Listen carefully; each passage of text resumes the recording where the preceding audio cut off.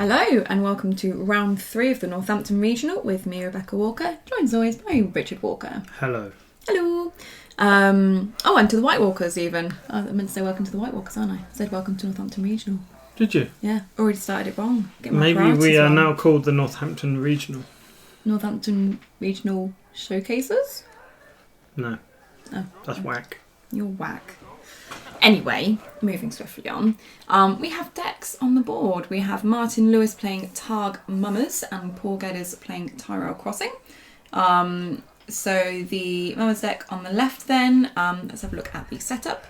We have a Rose Road, we have Patchface, we have Vargo Holt. Nope. So we have the Rose Road, Patchface, the Kindly Man, and Howden Halfmaester. I'm going to check what they all are. And Paul has set up Celine Corbray and Sir Talbot Seri. So Paul is going Knights with his Tyrell Crossing deck. And Martin's obviously going Fools. I need to check what these do. So Howden Halfmaster. Howden Halfmaester. Halfmaester, sorry, yes, I stand corrected. So it's a 3 for 2, Intrigue Power, Companion Maester. After you win a challenge in which he's participating with the top card of your deck, place 1 gold from the treasury on a card with the same card type. If it's an event, draw it. If it's Egon Targaryen, put them into play. Cool. You say the other one was? Kindly Man. Yes. 3 for 2, Tricon. After he stands, choose an agenda or a card in play and either place a non-gold, non-power token of your choice on that card, or discard a non-gold, non-power token from that card. He said, I remember him telling me about this, he said it's good on things like Jorah to remove like betrayal tokens and stuff like that. Sure. And then if anyone gets out something like Beric, you can take off the kiss tokens, and like if it's something against Arya, you can take off prayer tokens, stuff like that. There's quite a lot of weird tokens out and about nowadays, so there you go. You done? Yeah. Well, it's good to know what these cards do because they're not cards that I would normally see. Okay, so Paul Conver marshalled Eleanor Tyrell, which means he can put down more limiteds, and he has put down 1, the Arbor Vineyard. Oh yeah. And he's nailed it for the gold. And he's playing the Knight of Flowers. Nice. Of Flowers. Funny. Did he? Oh yeah, he did. I was just thinking, how has he afforded all this? But I can see the bounty of Highgarden in a discard pile. So that was the second limited that he played this round. That's why Eleanor was relevant. Paul wants to know what the Kindly Man does. Rebecca could tell you, Paul. Again? No. I was going to say, might be a bit... There's no need to show off, Rebecca. Well, I'm not even showing off. I'm having to check my phone. I've already forgotten. All of our loyal viewers know how good you are at remembering cards. You're funny, honey. And they're very impressed at the research you put in before commentating this video. Oh. Such a troll bag. I got the glare of doom, just FYI. We'll discuss this later, honey. We'll discuss it whilst I'm sleeping on the couch, is that it? I'm not saying anything. Martin has played at Rose Road, plays Shagwell, and has also played the Highgarden Jester. Wait, what? You don't mean Jingle Bell? No, the Highgarden Jester. Oh. Jingle Bell is not on the board. Also, he played Jorah Mormont. Okay. Are you reading up what the Highgarden Jester does? I am. Yep, has insight and basically does. You have to kind of give a card away. Is that right? Yeah. Put it on top of your deck. Yeah. After he draws a card using insight, place a random card from your hand on top of your deck. Choose a card from your hand and place it on top of the deck instead. If there is another 4 character in play, which there are plenty, so he gets to choose the one to put on top of his deck. Seems fine. And then Shagwell just gives out keywords.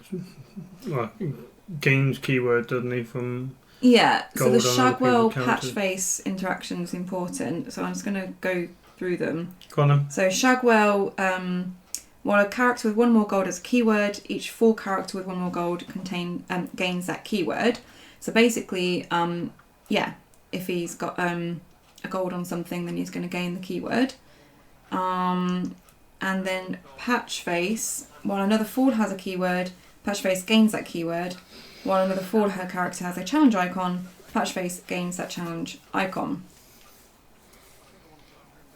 So Patchface basically gets all the keywords and challenge icons from other fools, so he's a Tricon.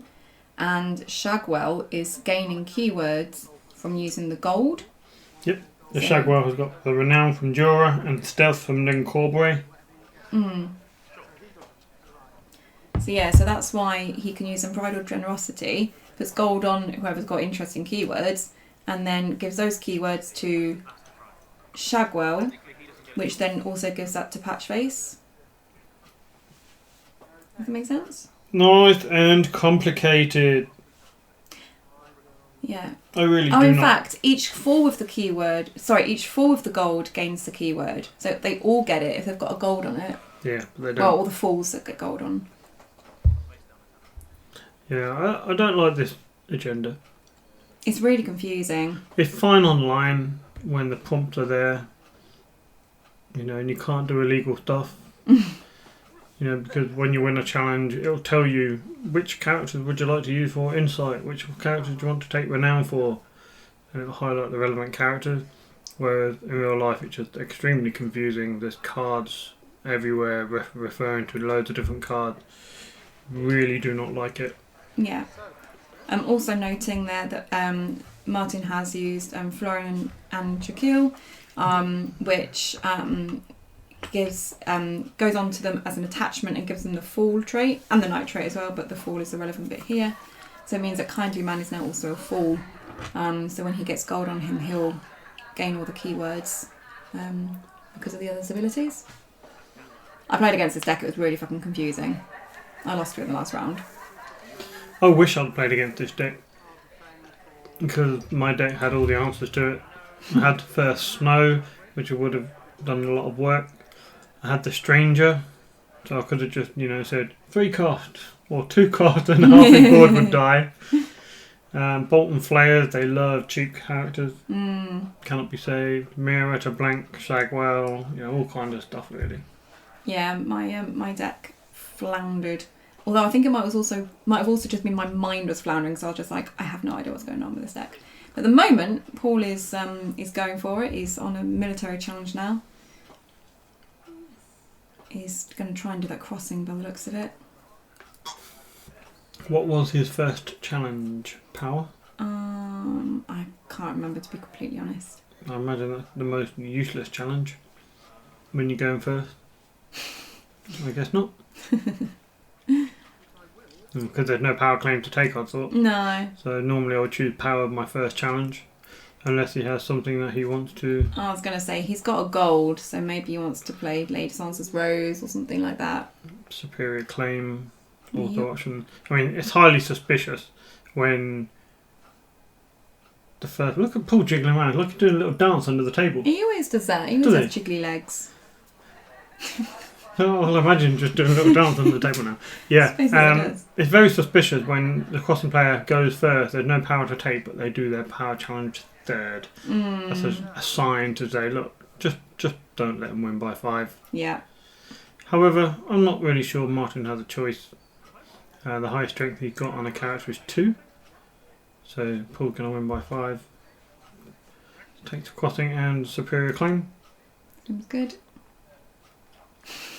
And Lady Sansa's Rose. Nice. That is quick. And then he's going to get the renown as well. Was it unopposed?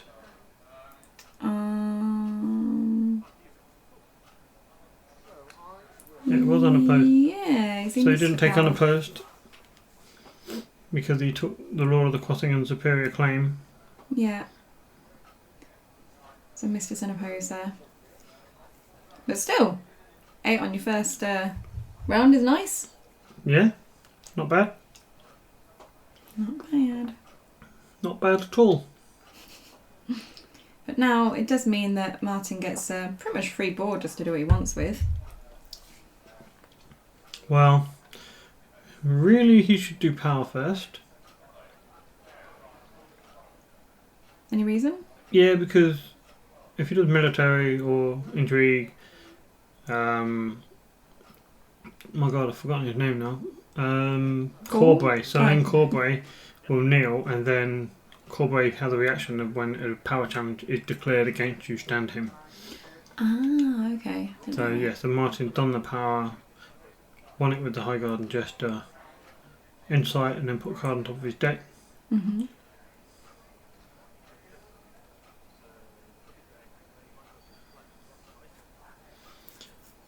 Now you might as well go on with the other challenges if you want to try and win them. Yeah. So I think he only has 4 strength. Is that 4 strength in military? Shagwell is 2 strength, right? Oh, don't ask me. Wait a minute. Let me consult my memory. Yeah, Shagwell's 2 strength. Unless he's got any face down attachments on him. Yeah, so he can win both of these challenges. Unopposed. Oh wow. That's a nice combo with the High Guard and Jester. So the card that Martin put on top of his deck after drawing inside of the Jester was Egon, and then triggered Haldon Halfmaster to put him into play. Nice. And we have Egon into play, bringing Vargo Hote. Nice little combination, I approve.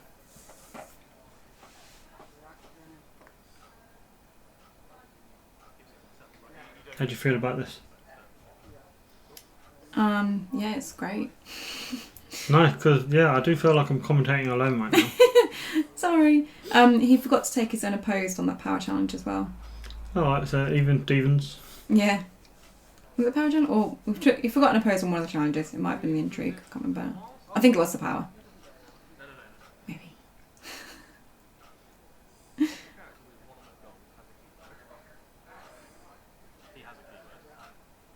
So yeah, this is where I think Martin misunderstood a little bit on how some of the agenda bits worked, and I think Paul is sort of just double checking with him. I know I can't remember exactly when it happened, but like at one point I think Martin got confused about who got what keywords because like where the gold was and who was fools and stuff like that. And it's his own deck. I know. And then I think he also misunderstood thinking that face-up attachments also gave strength, where they don't. The case, it's just face-down attachments give strength for the Mummer's farce. But when you've got that many interacting parts, it must be quite difficult to follow exactly what's going on. Yeah. I must say, I don't think this agenda's returning player friendly. I wouldn't play this deck. I'd just be like, I have no idea what's going on. I don't want to play against it. It's horrible.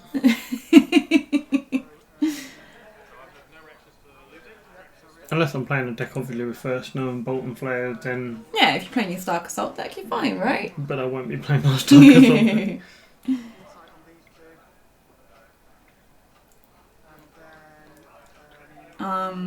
So yeah, here I think this is where Martin's drawing insight and Paul's like, wait a minute, this dude doesn't have insight.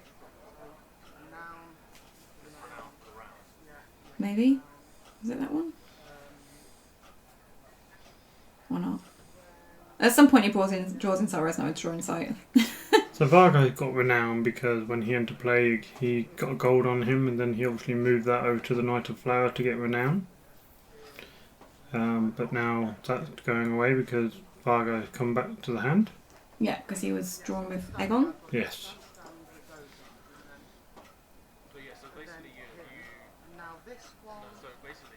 What's he doing? Why is Martin trying to draw cards? Because when the Fool stands, yep, you can put a card face down underneath them as an attachment. And Paul is saying you can't look at the cards and decide what goes under which character, so you need to decide like what order you're standing people and what order you're putting the cards under, and then check the cards. Right, a little bit concerning that he's telling Martin this on game 3.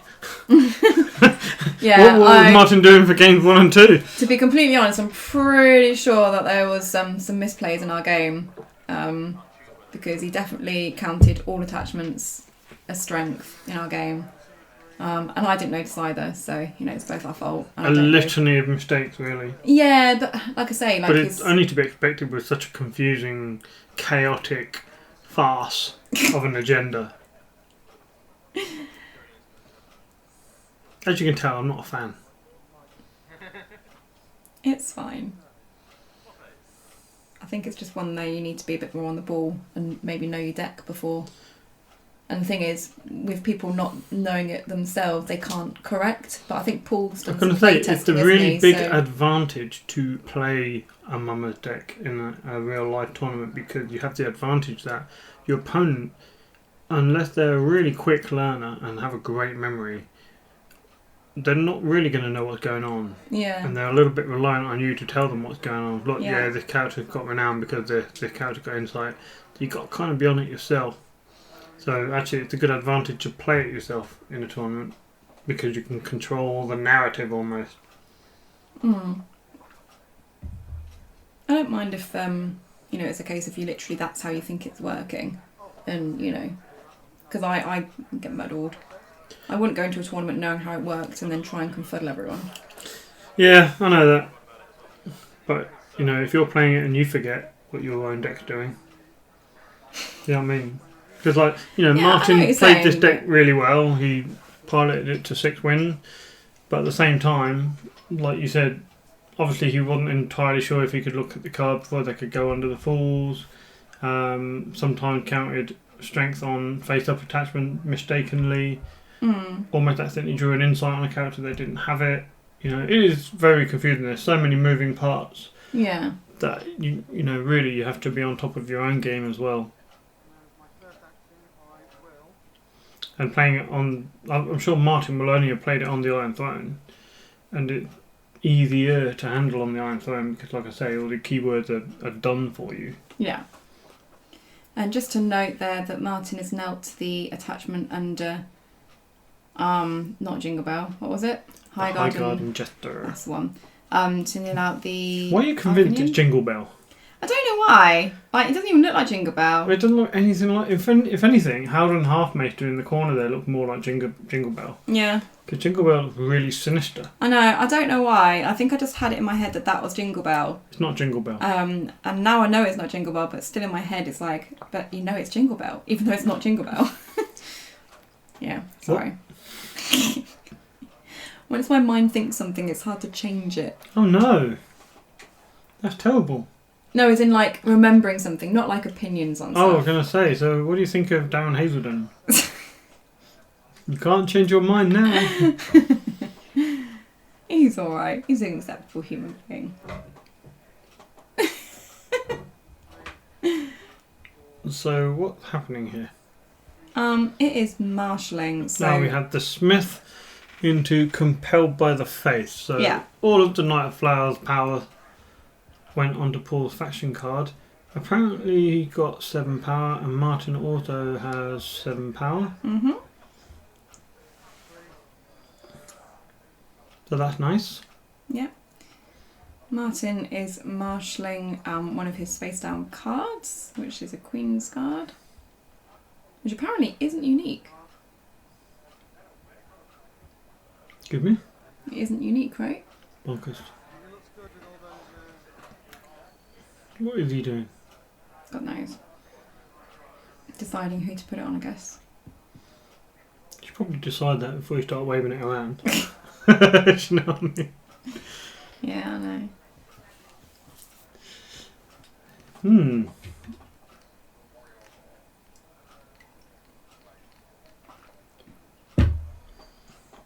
Going on the kindly man. So the thing with the Queen's Guard then on a full character is that the full character will be standing multiple times and triggering the agenda multiple times, getting more face down cards and getting stronger. So there's a combo right there. I believe Riot played a similar idea in Lannister with Shay. Pay 1 gold, stand Shay, as long as she's got Florian and John Queel on her, she will get cards under and get stronger. So he's milked the Knight of Flowers, which does mean that he no longer has the renown keyword, but I think he got it off of, he's got it off Jorah anyway, so he's got that back up there. And what's that, Sir Garland? It is Sir Garland. Oh yeah. I'm always so happy when I know our card. That's such a saddo. What is that attachment? A tawny lance. Ah, is Plus that when they're one attacking strength. alone? Yeah, and you can only declare one defender. So, Courtney. What's his name again? Lynn Corbray. He's now got his big pointy stick. And Paul's body language is not confident. Martin's body language is excited. To be fair, Paul ran a marathon before Martin even marshalled last turn, so I think it's just his thing. He is. Look at him. He's still running. Yes.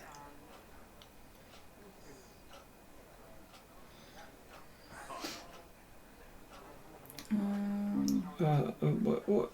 Can't decide what he's doing. Oh, it's a kindly man. Does he have a face down attachment? I can't He tell. doesn't know. He's got the Florin Jacul on him. He and would then, have had one, right? Yeah, so So he Queen's marshalled Guard. Queen's Guard was the face down attachment, and Okay. he's flipped it around and marshalled So it. the kindly man is 2 strength. Patch face is 3? 3 strength, but what's the attachment on him? Oh, I'm not sure. Could that be a Queen's Guard as well? I have no idea. It looks like it could be. So going in for a military for 2, Yeah, it 6, 7, 8, 9 by my count. Sure. I mean, And stealthing Knight of Flowers. Paul can defend it, but he would have to give up his crossing.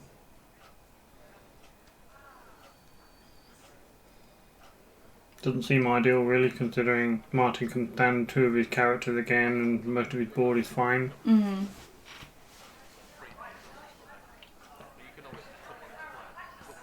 God, I'd love to first know that board now. Oh yeah. Paul was like, is there anything in your discard that you can jump in if you win by a certain amount? And Martin's like, no. Not at the moment. He chuckled. Can't wait for him to discard a freedman to stand someone. So chump blocking with Lynn Corbray is fine because he can stand if Martin does a power. But I guess he is maybe concerned about a win by 5 trigger. He's not got 2 gold though, has he? To Martin? No.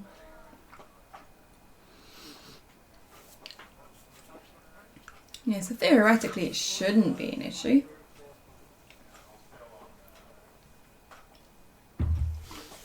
Paul doing the massive calculation in his head.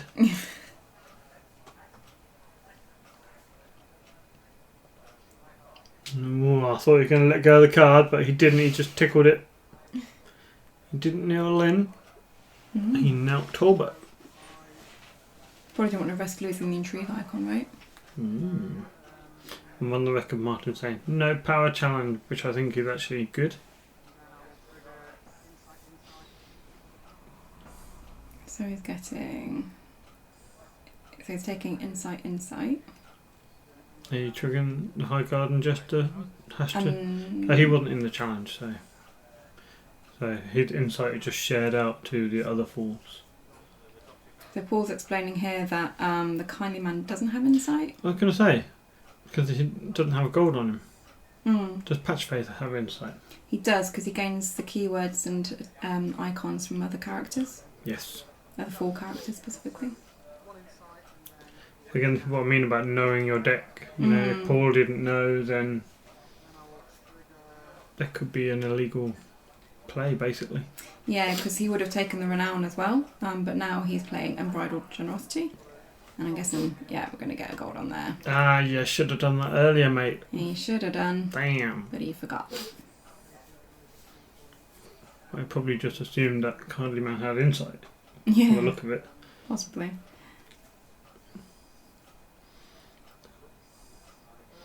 Okay. God, this board date is an absolute nightmare, isn't it? Cards everywhere, attachments, tokens, face down cards, face up cards, With Sunday jumping in. gold, dice, keywords, cards, more face down cards. So Patchface has been stood with the Queen's Guard, discarding the Sunday to do so. Because he's stood and he's a fool, he gets an attachment face down, which means that his strength has been boosted again. We are also discarding another card to restand the kindly man. With the Queen's Guard, he has an attachment now, so that also gives him plus strength. So, And I believe he used someone's ability to remove a betrayal token from Jorah. Kindly man, but I think he just tried to use it again, but it might be once per round or something. Ah, okay.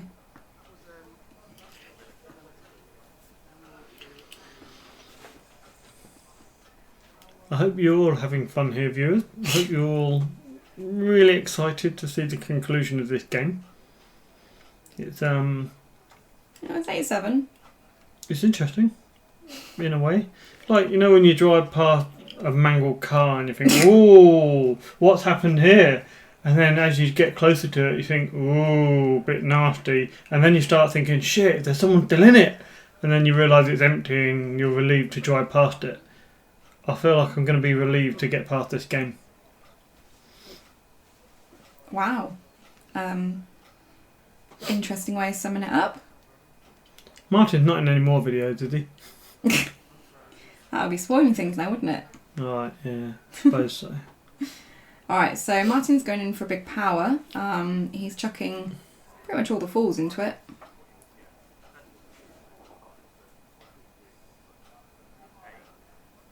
And Paul, just checking how much power he'd get from it. Okay, how many renowns are on the board now? So all the fools get renown because Shagwell and Jorah are giving out renowns, and there's 1, 2, 3, 4 fools that I can see on the board.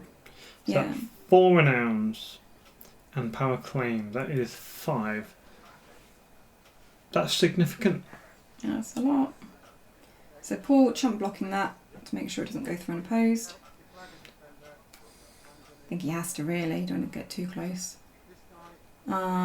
Discarding a freedman there to restand kindly man before the challenge is resolved. That means a win by 5, he gets to react and put the freedman into play for free. Yep. And we've got the power claim, and then renown on 1, 2, 3 fools that were in the challenge. Oh yeah, Shagwell's not in the challenge, is he? No. And then... Insight? Yep.